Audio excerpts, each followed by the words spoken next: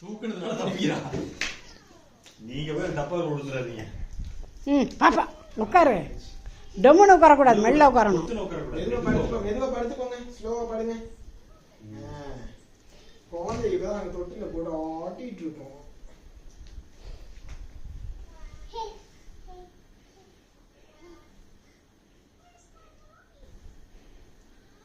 போட்டு கீழே போட்டு டொம்மு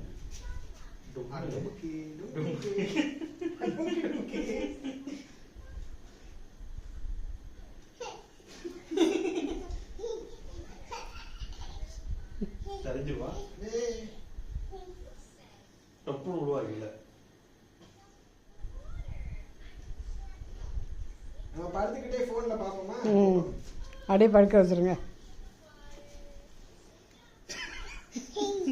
இறங்குற இறங்க விடாதவள.